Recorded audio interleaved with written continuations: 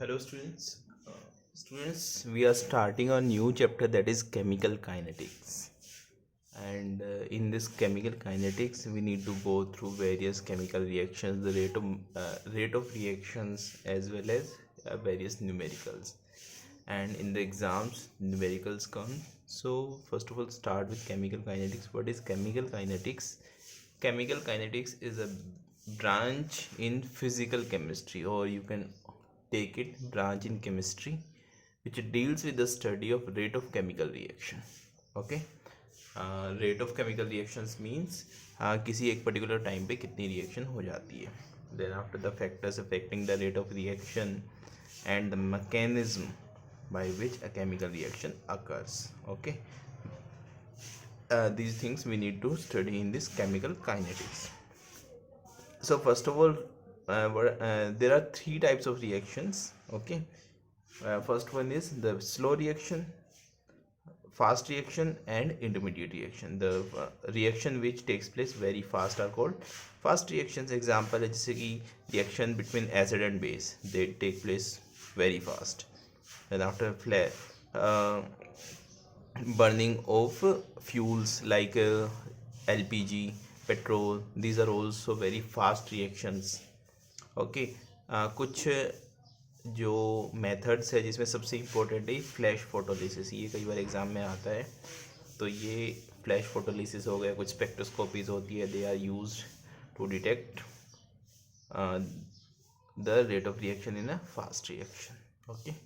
Then after, reaction which takes place very slowly are called slow reactions. जैसे कि rusting of iron, it takes months or years for an iron to get rust. Then after, the reaction which are intermediate, most of the reactions are intermediate. I have taken one example, that is digestion of food. Then after, rate of reaction क्या होता है?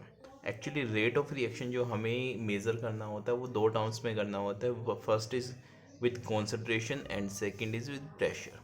In case of gas, we take pressure, and in the rest of the substances we take concentration. Okay. तो concentration में rate of reaction कैसे determine होता है? जितनी भी concentration किसी भी रिएक्टेंट या किसी भी प्रोडक्ट, चाहे रिएक्शन में कितने भी रिएक्टेंट हो, कितने भी प्रोडक्ट हो, तो किसी भी एक की कॉन्सेंट्रेशन से हम उसका रेट ऑफ रिएक्शन डिफाइन कर सकते हैं. दैट मीन्स रिएक्टेंट में तो क्या होगा, उसकी कॉन्सेंट्रेशन डिक्रीज होगी और प्रोडक्ट में उसकी कॉन्सेंट्रेशन इंक्रीज होगी. So rate of reaction will be rate of disappearance, or you can say rate of decrease in the concentration of R. R means reactant. This is a reaction. Consider reactant is changing into product. Okay. or per unit time, that means the with change in time. जैसे 10 second में मान लो कोई reactant है, उसकी concentration 10 molar से 2 molar हो गई, तो जो चेंज इन कॉन्सेंट्रेशन आया divide by change in time आया. ओके. या you can say time taken, वो हो जाएगी rate of reaction. Then after, एक और बात याद रखना, देखो, decrease in concentration of reactant. Okay. That means जैसे एक एग्जांपल लेते हैं, कोई रिएक्शन है, ए प्रोडक्ट में चेंज हो रही है. इनिशियली को हम टाइम 0 लिख सकते हैं. जो ए था उसकी कॉन्सेंट्रेशन थी consider 5 molar, and after time 10 second it becomes 2 molar. Okay. So change in concentration will be final minus initial, हमेशा यही होता है. That means 2 - 5. Okay. With change in time is 10 second, so it comes out to be -3/10, which is. और जो ये negative symbol होता है, इसको रिमूव करने के लिए हम क्या करते हैं, जब भी रिएक्टेंट की कॉन्सेंट्रेशन को कंसिडर करते हैं, हम हमेशा लिखते हैं minus delta R by delta means change in के लिए ये डेल्टा सिंबल यूज़ होता है. सो रिएक्टेंट के केस में हम लेते हैं minus delta R by delta G, और negative of decrease in change in concentration of reactant upon change in time. Okay. Product की कॉन्सेंट्रेशन क्योंकि इंक्रीज होती है, तो फाइनल कॉन्सेंट्रेशन हमेशा इनिशियल कॉन्सेंट्रेशन से ज़्यादा होगी, इसलिए जो रेट ऑफ रिएक्शन है वो पॉजिटिव आएगा. यहाँ पे हमें सिंबल की ज़रूरत नहीं पड़ती, या you can put positive symbol. Okay. Increase in concentration of product upon time taken, ये मैंने लिखा भी हुआ है, नेगेटिव साइन क्यों लगाया. Then after, 2 kinds of reactions are there, rate of reactions are there. One is instantaneous and second is average rate. देखो, instantaneous rate क्या होता है. instantaneous rate of reaction एक ऐसे बहुत छोटे टाइम के, बहुत कम टाइम के लिए, यू कैन से इनफाइनाइट्समली स्मॉल टाइम के लिए अगर कोई रिएक्शन होती है तो उसके लिए जो रेट ऑफ रिएक्शन होता है that is instantaneous rate of reaction. Okay, average क्या होता है, ऐसे स्मॉल पार्ट्स में, बहुत सारे स्मॉल पार्ट्स में अगर कोई रिएक्शन डिवाइडेड है तो उन सब का जो रेट ऑफ रिएक्शन कैलकुलेट करके उसका एवरेज ले लो, that will be average rate of reaction. जैसे ये ग्राफ है, this is for reactant and this is for product. So in case of reactant, concentration of reactants with time increase होती है हमेशा, ठीक है। यहाँ concentration देखो क्या हो रही है, शुरू में initially when time was zero means initially सारा का सारा रिएक्टेंट था, प्रोडक्ट में चेंज ही नहीं हुआ था, सो कॉन्सेंट्रेशन में reactant is R naught is for initial concentration. Okay, कि सारे के सारी ये नोट हम इनिशियल कॉन्सेंट्रेशन के लिए लगाते हैं कि सारे के सारे रिएक्टेंट था, प्रोडक्ट था ही नहीं, और जैसे जैसे टाइम के साथ क्या हुआ, कॉन्सेंट्रेशन में रिएक्टेंट कम हुई और ये फाइनली प्रोडक्ट में चेंज होता चला गया। इसके बाद देखो ये जो है इसमें ग्राफ में this one is R1 okay and this one is R2, this is the concentration of reactant। किसी भी दो टाइम पे ले लिया हमने, टाइम इंटरवल पे, जैसे कि इस टाइम इंटरवल पे ले लिया, इसको R1 बोल दिया, इस टाइम इंटरवल पे R2 बोल दिया, तो जो चेंज इन कॉन्सेंट्रेशन आएगा वो क्या आएगा, R2 माइनस R1, जिसको हम क्या लिख सकते हैं, delta R। So average rate of reaction क्या होगी, रिएक्टेंट R2 माइनस R1, और क्योंकि ये रिएक्टेंट का केस है इसलिए हम बाहर माइनस लेते हैं। और टाइम कितना था, देखो यहाँ पे इस कॉन्सेंट्रेशन पे टाइम कितना था T1, इस कॉन्सेंट्रेशन में टाइम कितना था T2, तो इनके जो बीच का टाइम आएगा that will be delta T, and जो टाइम टेकन आया वो क्या ले लिया हमने, delta T, that will be equal to T2 minus T1। तो ये तो एवरेज रेट ऑफ रिएक्शन था।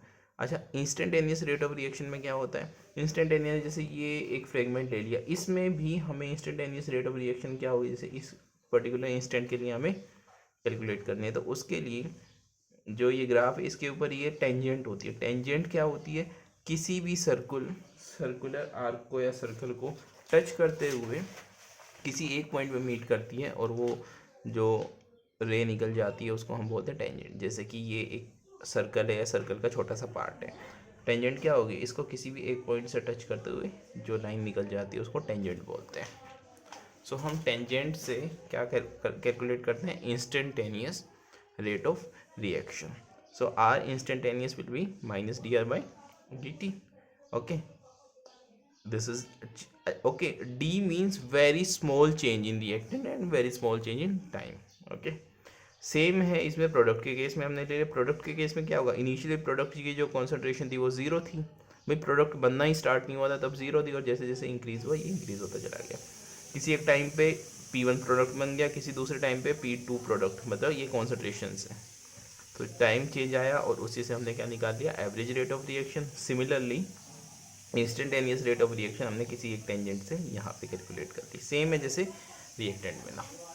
देन आफ्टर ये average rate of reaction depends upon the reactance of product and the time taken for the time change. ये तो वही है, instantaneous rate of reaction is for small instant, जो सब कुछ मैं ग्राफ में बता चुका। ये इंपॉर्टेंट है, इसमें से 1 मार्क का क्वेश्चन आता है, unit of rate of reaction. Okay, unit of rate of reaction क्या होती है, देखो रेट ऑफ रिएक्शन अगर यहाँ देखे ऊपर क्या है, अगर रिएक्टेंट देख लो, प्रोडक्ट देख लो, ऊपर कॉन्सेंट्रेशन और नीचे टाइम है। कॉन्सेंट्रेशन की यूनिट क्या होती है, मोल पर लीटर, ठीक है, मोल पर लीटर, और टाइम की यूनिट क्या होती है, सेकंड, तो ये divided by second, that means per second, so the unit will be mole per litre per second. Okay, in case of gas, instead of concentration in terms of mole, pressure is given, so pressure upon time will be, that means atmosphere upon second will be the unit for concentration, the unit of rate of reaction in case of gas.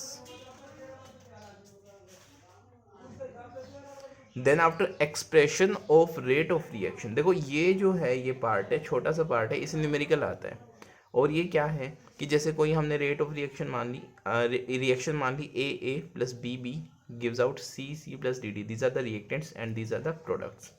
तो मैंने अभी बताया था कि rate of reaction किससे calculate हो सकती है, रेट ऑफ रिएक्शन कैलकुलेट होती है किसी भी एक रिएक्टेंट से, किसी भी एक प्रोडक्ट से। तो रेट ऑफ रिएक्शन क्या होगी, या तो ये एक इसकी जो कॉन्सेंट्रेशन चेंज है उसके इक्वल, या इसके या इसके या इसके, कैसे, जैसे ये है delta A, that means change in concentration of A divide by change in time delta T.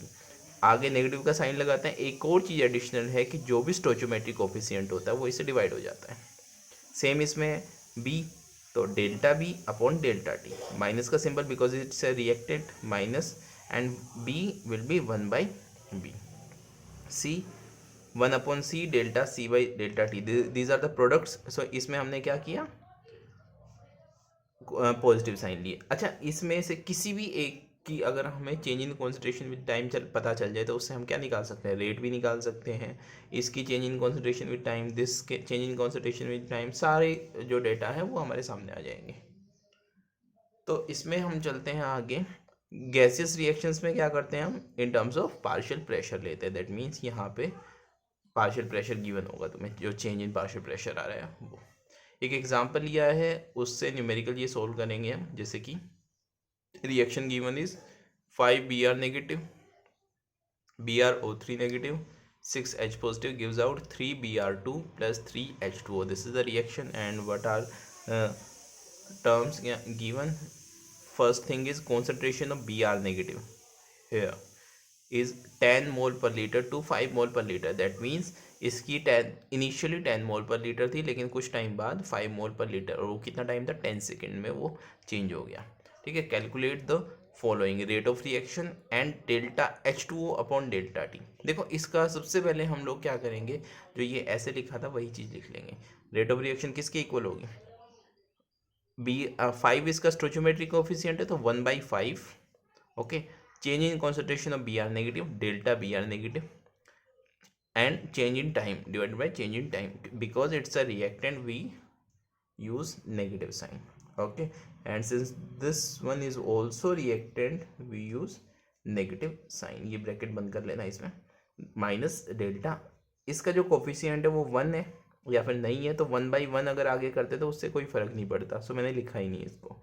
Delta BrO3 negative upon delta T, then after this is also reactant, minus of 1/6 delta H positive upon delta T, that will be equal to these.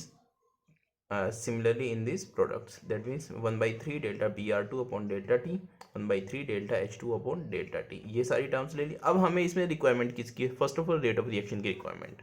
तो rate of reaction क्या होगा, क्योंकि हमें ये वाली concentration given है तो हम इसको यूज़ करेंगे। -1/5, it's final concentration is 5, this is 5, okay, and its initial concentration is 10, so 5 minus 10 divided by time taken is 10 second divided by 10, and it comes out to be 1/10 mole per liter per second, or you can write it as 0.1 mole per liter per second. Okay, then after हमें क्या calculate करना है, second delta H2O upon delta T. तो एक काम करो, इसको और इसको कंपेयर कर लो आपस में। This is -1/5 delta Br upon delta T, that will be equal to 1/3 delta H2O upon delta T. अब यहाँ से सिर्फ हमें ये वैल्यू चाहिए, दैट मीन्स 3 इस साइड में मल्टीप्लाई हो जाएगा, तो delta H2O upon delta T will be equal to 3 multiply हो गया -3/5, इनकी वैल्यू गिवन ही है, 5 से 10 में गया, divide by 10, and it comes out to be 3/10 mole per litre per second, और you can write it at 0.3 mole per litre per second.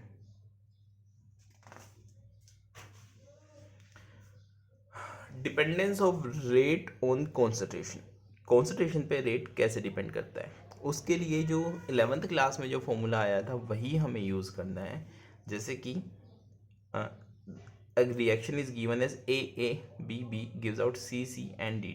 Okay, तो इसका देखो रेट जो होगा वो डायरेक्टली प्रोपोर्शनल होगा। एक आता है रेट लॉ और एक आता है रेट ऑफ रिएक्शन। तो हमने जो 11th क्लास में पढ़ा था, रेट ऑफ रिएक्शन पढ़ा था, उसमें क्या था, rate of reaction will directly proportional to A raised to the power its stoichiometric coefficient and B raised to the power its stoichiometric coefficient। मतलब यहाँ पे A की पावर A ही होनी चाहिए थी, यहाँ पे B की पावर B होनी चाहिए थी, लेकिन इसमें ऐसे काम नहीं चलेगा। रीज़न क्या है, क्योंकि हमेशा ऐसा नहीं होता, एक्सपेरिमेंटली ऐसा नहीं होता। तो हमने कोई और ही यहाँ पे वैल्यू ले ली। कुछ बुक्स में यहाँ पे तुम्हें अल्फा एंड बीटा मिलेगा, कभी एक्स एंड वाई मिलेगा, तो वो फ़र्क नहीं पड़ता। जो रेट ए और बी की जो कॉन्सेंट्रेशन की पावर्स हैं ये क्या है, ये इसकी जैसे कि x a के इक्वल हो भी सकता है, नहीं भी हो सकता है, वैसे ही y b के इक्वल हो भी सकता है, नहीं भी हो सकता है। And this can be decided only experimentally कि रेट जो है किसकी कॉन्सेंट्रेशन पे, कंपोनेंट ए या कंपोनेंट बी, या अगर किसी रिएक्शन में सी भी है तो उसके कितने पावर पे डिपेंड करता है। ठीक है, अगर हम डायरेक्टली प्रोपोर्शनल का साइन हटाते तो यहाँ पे के आ जाएगा। अच्छा, इसको रेट को हम कैसे लिख सकते हैं, minus D R by D T, that means decrease in concentration of reactant upon time, और you can write it as D P increase in concentration of product upon D T. तो दोनों में ही इस फॉर्म को लिख सकते हैं। Okay, and this form of equation is called differential rate equation. देखो क्वेश्चन एक दो बार आया हुआ है सिंपल, कि जैसे कोई रेट ऑफ तुम लोगों को कोई भी एक रिएक्शन दे दी और उसमें तुमसे पूछ लिया गया कि भाई बताओ इसमें जो डिफरेंशियल रेट इक्वेशन है उसकी क्या होगी। तो डिफरेंशियल रेट इक्वेशन के लिए क्या करना है तुम्हें, सिर्फ उनकी जो रेट है उसको उसकी कॉन्सेंट्रेशन पे कैसे डिपेंड कर रहा है वो लिखना है, इंक्लूडिंग के, that will be the differential rate equation. जैसे इस इक्वेशन को हमने इस फॉर्म में लिखा हुआ है, देखो यहाँ पे minus D R by D T है, that means differentiation is taking place, that's why it's a differential rate equation. इसी को रेट लॉ बोलते हैं। तो रेट लॉ क्या बोलते हैं, rate law is an expression, this is an expression in which rate is given in terms of molar concentration of reactants.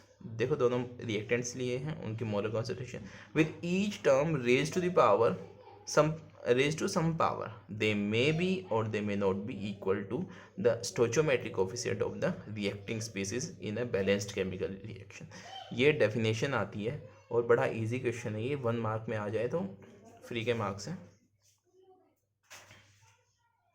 Okay, एक और एग्जांपल ले लिया रेट लॉ का, जैसे कि एक रिएक्शन की फॉर्म में जैसे 2NO + O2 is giving out 2NO2, then rate will be equal to NO raise power 2 O2 raise power 1। Okay, ये देखो जो यहाँ पे किया है, यहाँ पे पावर 2 ले लिया। अच्छा, मैं तो दोनों तीनों ही बताता हूँ फिर वापस से आते हैं इस पर। ठीक है, इसकी पावर 2 आ गई और इसकी पावर 1 आ गई। Then after CHCl3 + Cl2 its gives out CCl4 + HCl। देखो यहाँ पे CHCl3 के जो इसका स्टोइचोमेट्रिक कोफिशिएंट अगर कुछ नहीं होता तो हम 1 कंसिडर करते हैं, तो इसका तो 1 ही है और इसका Cl2 का हाफ है, ये 1 के इक्वल नहीं है। तो इसका मतलब क्या है, ऐसे ही तीसरी रिएक्शन में तुम देख सकते हो, इसकी तो कॉन्सेंट्रेशन जितना इसका स्टोइचोमेट्रिक कोफिशिएंट था वो लिख दिया, लेकिन इसका स्टोइचोमेट्रिक कोफिशिएंट 1 है, लेकिन यहाँ पे पावर 0। दैट मीन्स कि रेट लॉ में हमेशा ऐसा नहीं होगा कि उनके जो स्टोइचोमेट्रिक कोफिशिएंट है उन्हीं को उनकी पावर में लिखो, जैसे इसमें लिख दिया ना तो इसमें है ना इसमें। ऐसा क्यों होता है, ऐसा इसलिए होता है क्योंकि जो रेट होती है, जैसे इसमें इसकी पावर 2 पे डिपेंड करती है और इसकी पावर 1 पे डिपेंड करती है। इसमें अगर हम करें तो इसमें CHCl3 के ऊपर तो कम्प्लीटली डिपेंडेंट है और इसके ऊपर half dependent, that's why it's having half power. इसमें रेट जो होती है वो सिर्फ और सिर्फ कॉन्सेंट्रेशन ऑफ दिस एस्टर पे डिपेंड करती है, ये किसके ऊपर डिपेंड नहीं करती, वाटर की कॉन्सेंट्रेशन के ऊपर डिपेंड नहीं करती। सो अभी वो रेट लो वाला जो एग्जांपल है वो क्लियर हो गया कि वो स्टोइचोमेट्रिक कोफिशिएंट के इक्वल हो भी सकती है पावर और नहीं भी हो सकती है। और ये सब हम या तो हमें किसी रिएक्शन के, जैसे इसमें ये डाटा है तीनों तुम लोगों ने याद कर लिया तब तो ठीक है, अदरवाइज ये जो चीज़ें हैं ये एक्सपेरिमेंटली ही डिसाइडेड होती है, ऐसे डिसाइड नहीं होती है। अच्छा, ये वाली इक्वेशन बहुत इंपॉर्टेंट है, याद भी कर लेना इसको। हाउएवर हम आगे इसको देखेंगे, पूरी 12th क्लास में 3 से 4 बार ये रिएक्शन आएगी। Rate law cannot be predicted just looking at the balanced chemical equation, but we need to determine it experimentally। अच्छा, ये जो है इसके बाद आता है जो ये हमने अभी कैलकुलेट किया उसको बोलते हैं ऑर्डर ऑफ रिएक्शन। कैसे, जैसे रेट जो है वो k a की पावर x b की पावर y है, तो ऑर्डर ऑफ रिएक्शन क्या होगा, जितनी सारे रिएक्टेंट्स मिलके जिस पावर पे डिपेंड कर रहे हैं, जिस उसकी कॉन्सेंट्रेशन पावर उसकी कॉन्सेंट्रेशन जिन पावर्स पे डिपेंड कर रही है, अगर हम उनका सम टोटल कर दें वो आ जाएगा order of reaction. Okay, the sum of powers of the concentration of the reactant in the rate law expression is called order of reaction. जैसे a की पावर x है, b की पावर y है, तो इस x + y is the order of reaction. Order of reaction actually हमें बताता है कि ओवरऑल कितनी कॉन्सेंट्रेशन टर्म्स पे कोई रेट ऑफ रिएक्शन डिपेंड कर रहा है। देन आफ्टर अच्छा, ऑर्डर ऑफ रिएक्शन के बाद ये छोटी छोटी दो बातें हैं। द एलिमेंट्री रिएक्शंस क्या होती है, जो एक ही स्टेप में कंप्लीट हो जाए। जैसे ये रिएक्शन लिखी हुई वो एक ही स्टेप में कंप्लीट हो जाती है, these are called elementary reactions. कुछ रिएक्शंस ऐसी होती हैं जो 2-3 स्टेप में कंप्लीट होती है, these are called complex reactions. जैसे कोई ए है, ए से प्रोडक्ट में कन्वर्ट होना है, ओवरऑल रिएक्शन ये ए टू प्रोडक्ट जाना है, तो वो क्या करेगा, पहले ए से बी में चेंज हुआ, बी से सी में, सी से फिर फाइनली प्रोडक्ट में, हो सकता है सी से डी में भी हो जाए। तो इस तरीके की रिएक्शन जो मोर देन वन स्टेप में कंप्लीट होती है, these are called complex reactions. Okay, and बेशक कोई एलिमेंट्री रिएक्शन हो चाहे कॉम्प्लेक्स रिएक्शन हो, सबके लिए ऑर्डर ऑफ रिएक्शन जो होता है वो कैसे डिसाइड होता है, वो एक्सपेरिमेंटली ही डिसाइड होता है। ठीक है। Then after units of rate of reaction, ये भी बड़ा इंपॉर्टेंट है। Unit of rate of reaction कैसे करेंगे, एक छोटा सा फॉर्मूला हम यूज़ कर सकते हैं। जैसे अभी तक हम लोगों ने सब में देखा भी है, concentration upon time, unit of rate constant की बात हो रही है। ये रेट कांस्टेंट की concentration upon time multiply by 1 upon concentration raised to power n। देखो इसको अगर हम जो हमने किया है उसमें भी देखें,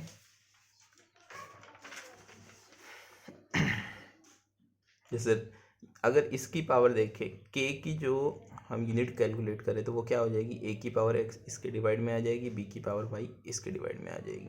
ठीक है। ओवरऑल क्या होगा, इसकी कॉन्सेंट्रेशन और इसकी कॉन्सेंट्रेशन की पावर्स जो है आपस में जुड़ जाएंगी अगर मान लो सेम है। भाई कॉन्सेंट्रेशन की यूनिट्स तो सेम है, अगर हमें यहाँ पे यूनिट ही तो कैलकुलेट करनी चाहिए, 4 मोलर हो या 3 मोलर हो, है तो मोलर में ही। दैट मीन्स इनकी जो पावर्स है अगर हम सिर्फ यूनिट्स लिखते हैं तो जुड़ जाएंगी और वो यहाँ पे आके डिवाइड हो जाएगी, तो उससे हम के निकालते हैं। तो वही है यहाँ पे कि रेट जो है उसको अगर हम जो कंपोनेंट्स हैं उनकी पावर से डिवाइड कर देते हैं। ठीक है। तो इसका सिंपल सा एक फॉर्मूला है, जैसे कॉन्सेंट्रेशन अपॉन टाइम, रेट क्या होता है, concentration upon time divided by concentration raised to power x plus Y को हम n भी लिख सकते हैं। और x प्लस वाई क्या होता है, ऑर्डर ऑफ रिएक्शन होता है। अभी तो बताया था कि जो कॉन्सेंट्रेशन की जो पावर्स होती है अगर उनका सम कर देते तो वो क्या होता है, ऑर्डर ऑफ रिएक्शन। तो ये ऑर्डर ऑफ रिएक्शन हो जाएगा। तो concentration raised to power n ऊपर जाके 1 माइनस n हो जाएगा divided by time. So it will be concentration is mole per liter raised to the power 1 minus n and time is second. So इसको हम जैसे कि अलग अलग ये तीनों तुम्हें निकालनी भी आनी चाहिए और याद भी होनी चाहिए। जीरो ऑर्डर रिएक्शन के लिए n is equal to 0 and for n is equal to 0 mole per litre raised to power 1 minus n की वैल्यू कितनी रख दी, 0। It comes out to be mole per litre और सेकेंड डिवाइड में है तो सेकेंड इनवर्स कर दिया। फर्स्ट ऑर्डर रिएक्शन में 1 माइनस 1 0, तो ओनली पर सेकेंड होता है इसका, या सेकेंड इनवर्स होती है किसकी, फर्स्ट ऑर्डर रिएक्शन की। और सबसे ज़्यादा जो क्वेश्चन आते हैं वो फर्स्ट ऑर्डर रिएक्शन से आते हैं सबसे ज़्यादा। Then after second order reaction, second order reaction के केस में क्या होगा, 1 माइनस 2 मोल per litre raised power minus 1 हो जाएगा ये, सो इट बिकम्स मोल पर mole litre per second. Okay, ये तीनों ही तुम्हें याद रखनी है। अब नेक्स्ट जो टॉपिक है हमारा वो है मोलिकुलरिटी ऑफ अ रिएक्शन। तो मोलिकुलरिटी क्या होती है, the number of reacting species. देखो सीधी सी बात ये है कि किसी एक एलिमेंट्री रिएक्शन की बात कर रहा हूँ मैं, एलिमेंट्री रिएक्शन में जितने भी पार्टिसिपेट करते हैं उनको बोलते हैं, जितने भी पार्टिकल्स पार्टिसिपेट करते हैं या एटम्स, आयंस और मॉलिक्यूल्स पार्टिसिपेट करते हैं, they decide the molecularity of a reaction. Okay, तो इसमें इतनी बड़ी डेफिनेशन है कि जैसे उनके जो कोलिजन है वो भी कैसा होना चाहिए, एक साथ होना चाहिए। So these are called molecular. Actually ये जो लिखा हुआ ना, which must collide simultaneously in order to bring about a chemical reaction. देखो अगर साइमल्टेनियसली अगर कोलाइड करेंगे तो ही एलिमेंट्री रिएक्शन होगी, साइमल्टेनियसली कोलाइड नहीं कर रहे तो क्या होगा, अगर बारी बारी कोलाइड कर रहे हैं दैट मीन्स क्या है, एक स्टेप में ये कोलाइड कर रहा है एक स्टेप में ये, तो मल्टी स्टेप रिएक्शन हो जाएगी, that means it will be a complex reaction. तो मोलिकुलरिटी जनरली हमारे लिए क्या होती है, एलिमेंट्री रिएक्शन में ही कैलकुलेट की जाए। जैसे H2O2 is giving out H2 plus half O2, इसमें देखो रिएक्टेंट कितना है 1, तो इसकी मोलिकुलरिटी कितनी हो जाएगी 1। इसमें 2 NO है और 1 O2 है, that means 1 and 2 3, molecularity will be 3। Then after complex reaction में देखो मोलिकुलरिटी निकाल ही नहीं सकते, लेकिन अगर कभी डिसाइड करना पड़ जाए तो कॉम्प्लेक्स रिएक्शन में जो 3 4 5 स्टेप होती है उनमें जो सबसे स्लोवेस्ट स्टेप होती है उसके बारे में याद रखना, ये 1 मार्कर MCQ में भी आता है। That step is called rate determining step. वही रेट ऑफ रिएक्शन को डिटरमाइन करती है और वही क्या डिटरमाइन करेगी, की मोलिकुलरिटी क्या है। रेट ऑफ रिएक्शन को कैसे डिटरमाइन करेगी, जैसे कि कंसिडर करो कोई, जैसे ये पेन ही है, ठीक है, ये पेन कोई भी कंपनी ये पेन कब बेचेगी, जब इसके सारे कंपोनेंट्स तैयार हो जाए। तो मान लो इसमें जो रिफिल है वो सबसे स्लोएस्ट स्टेप में बन रहा है, मतलब कि इसका जो आउटर बॉडी है ये इजीली प्रिपेयर हो पा रही है, ये जो इसकी कैप है इसको इजीली प्रिपेयर कर पा रहे हैं, या मान लो कि 1 घंटे में ये भी 100 पीस बन रहे हैं, ये भी 100 पीस बन रहे हैं, और जो रिफिल है वो 50 पीसेस बन रहे हैं। That means the slowest step is formation of refill. तो जब तक रिफिल इसमें नहीं डालेगा तब तक ये पेन कंप्लीट ही नहीं है। दैट मीन्स जो रिफिल जितने बनेंगे उतने ही पेन कंप्लीट होंगे, और you can say slowest step determines the rate of reaction. तो वही है, सेम इसमें फॉलो होता है। Then after difference between molecularity and order of reaction, ये भी बड़ा इंपॉर्टेंट है। और क्योंकि देखो ऑर्डर ऑफ रिएक्शन और मोलिकुलरिटी में हमने जो पीछे पढ़ा है ना, ये समरी भी बहुत इंपॉर्टेंट है, इससे हमारे क्वेश्चन सॉल्व होते हैं। जैसे ऑर्डर ऑफ रिएक्शन में which of the is incorrect ऐसे कुछ आता है, मोलिकुलरिटी में आ जाता है which of them is incorrect, या which of the following statement is correct. तो उसमें 4 ऑप्शंस में से हमें जो जनरली ये सारे ही जो पॉइंट्स है ये गिवन होते हैं। जैसे कि ऑर्डर क्या होता है, sum of the power is to the concentration, and molecularity क्या होती है, number of molecules which are taking part in the chemical reaction in the elementary step. Then after order of reaction experimental है, ये हम कोई balance chemical reaction लिखो और उसमें हमें पता चल जाता है कि भाई ये इतने पार्टिकल्स ने पार्टिसिपेट किया। Order of reaction can be zero, fractional और इंटीजर। देखो ये जीरो भी हो सकती है, फ्रैक्शन भी हो सकता है, इंटीजर भी हो सकता है। ये जीरो तो हो ही नहीं सकता। जीरो क्यों नहीं हो सकता है, जीरो मीन्स कोई मॉलिक्यूल्स पार्टिसिपेट ही नहीं कर रहे रिएक्शन में, पार्टिसिपेट ही नहीं कर रहे तो रिएक्शन होगी नहीं। ये फ्रैक्शनल भी नहीं होता, मॉलिक्यूल्स अगर हम फ्रैक्शन में लिखते भी तो मैंने तुम्हें कई बार बताया था कि उसको इस ऐसे उससे नंबर से मल्टीप्लाई करो कि वो होल नंबर में आ जाए। तो मोलिकुलरिटी हमेशा होल नंबर में रहती है। Order of reaction positive zero तो हो ही सकता है, फ्रैक्शनल भी हो सकता है, नेगेटिव भी हो सकता है, लेकिन मोलिकुलरिटी कैन नेवर भी नेगेटिव। जीरो ही नहीं हो सकती, नेगेटिव कहाँ से होगी। ये ओवरऑल रिएक्शन के लिए होता है, और ये एलिमेंट्री स्टेप, जैसे 5 एलिमेंट्री स्टेप है किसी उसमें रिएक्शन में, तो 5 के लिए अलग अलग कैलकुलेट करो। ये मोलिकुलरिटी ऑफ द रिएक्शन। और ऑर्डर ऑफ रिएक्शन क्या होता है, वो किसी भी अगर कॉम्प्लेक्स रिएक्शन भी है तो उसके लिए भी फिक्स होता है कि ये ऑर्डर ऑफ रिएक्शन है। अब ये एक और इम्पोर्टेंट टॉपिक है, इसमें जो सबसे ज़्यादा इंपॉर्टेंट वो फॉर्मूला याद करना है, बाकी तुम्हें ये डेरिवेशन भी आना चाहिए। इंटीग्रेटेड रेट इक्वेशन हमने अभी तक की थी, जो डिफरेंशियल रेट इक्वेशन की थी, अब करेंगे इंटीग्रेटेड रेट इक्वेशन। और इंटीग्रेटेड रेट इक्वेशन जो करेंगे हम अलग अलग ऑर्डर के लिए, मेनली हमें जीरो ऑर्डर और फर्स्ट ऑर्डर के लिए करना है, सेकेंड ऑर्डर की हमें याद रखनी है इंटीग्रेटेड रेट इक्वेशन, तो वो हम करते हैं। सबसे पहले integrated rate equation determine instant, जैसे हमने इंस्टेंटेनियस रेट ऑफ रिएक्शन निकाले बहुत छोटे टाइम के लिए, लेकिन अगर हमें वो कंप्लीट रिएक्शन के लिए निकालना तो हम क्या करते हैं, उसको इंटीग्रेशन करते हैं। उसको इंटीग्रेशन किया, कैसे किया, जैसे कि जीरो ऑर्डर रिएक्शन के लिए, जीरो ऑर्डर मीन्स रिएक्टेंट की पावर जीरो, रिएक्टेंट की पावर जीरो तो जीरो ऑर्डर होगा। तो जैसे देखते हैं कि रिएक्टेंट ए है वो प्रोडक्ट में चेंज हो रहा है, तो रेट क्या होगी, डिफरेंशियल रेट इक्वेशन लिखे तो minus D A by D T equal to K. अब ए की कितनी कॉन्सेंट्रेशन पे डिपेंड करता है, जीरो पे। भाई zero order reaction means zero पे डिपेंड करेगा। आगे इसको हमने क्या किया, क्योंकि किसी की भी पावर 0 1 होती है तो इसको हमने 1 लिख दिया, minus D A by D T is equal to K into 1। ये डी टी जो है इस साइड में मल्टीप्लाई हो गया, D A is equal to minus K D T. अब हमने क्या किया, इंटीग्रेशन किया ताकि हमें पूरी रिएक्शन का हमारे पास रेट ऑफ रिएक्शन आ जाए। तो इंटीग्रेशन करने के बाद क्या आया, A will be equal to minus K T plus I. ये कैसे आया, देखो डी ए का जो इंटीग्रेशन होता है वो होगा ए, के कांस्टेंट है उसका कोई इंटीग्रेशन नहीं होगा, एज इट इज लिख दिया। डी टी का इंटीग्रेशन होगा टी, ये जो डी है ना ये हट जाता है इंटीग्रेशन में, तो इट बिकम्स टी। एंड इसके बाद माइनस का सिंबल एज इट इज है। हमने आई क्यों लिया, देखो अगर तुम मैथ्स में करते हैं तो यहाँ पे सी लेते हैं, सी या आई जो है ये क्या होते हैं, जब भी इंटीग्रेशन होता है तो उसमें कोई कांस्टेंट यूज होता है, उसको ऐड या सब्ट्रैक्ट करते हैं, तो यहाँ पे हमने आई को ऐड कर दिया। देन जो I is a constant of integration. अब इनिशियली जो था जब टाइम जीरो था, दैट मीन्स सारा का सारा रिएक्टेंट था, प्रोडक्ट बना ही नहीं है। इन दैट केस मैंने अभी बताया था कि हम नोट वर्ड यूज़ करते हैं, तो यहाँ पे concentration of A is equal to A naught, मतलब इनिशियल कॉन्सेंट्रेशन। तो हमने इनिशियल कॉन्सेंट्रेशन को रख दिया यहाँ पे, इसमें ए की जगह हमने लग दिया ए नोट, ठीक है। अरे ये गड़बड़ हो गई, तुम लोग एक काम करना, इसको हर जगह ए रख लो, ठीक है, ए, जहाँ भी आर है ना उनको ए कर लेना, या फिर या तो सारे के सारे ए ले लो या सारे के सारे आर ले लो, ठीक है, इसको ए कर लेना या फिर उसको आर कर लेना।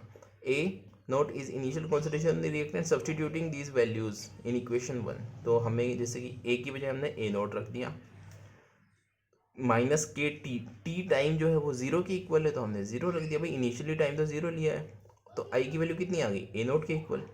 आई की वैल्यू ए नोट में यहाँ पे दोबारा से लिख देता हूँ, thus A naught is equal to minus K into zero plus I, and A naught becomes equal to I. और आई की जो ए नोट वैल्यू है ये हमने फर्स्ट इक्वेशन में रख दी, तो हमारे पास क्या आ जाता है, इसमें रखेंगे तो ए is equal to minus K T plus आई की वैल्यू कितनी आ गई, ए नोट। ओके, सो अगर हम इसको रीअरेंज करते हैं तो क्या आ जाएगा, A naught minus A is equal to K T, ठीक है। तो ये यहाँ तक अभी हमें आज करना है, आज के लिए इतना ही, थैंक यू।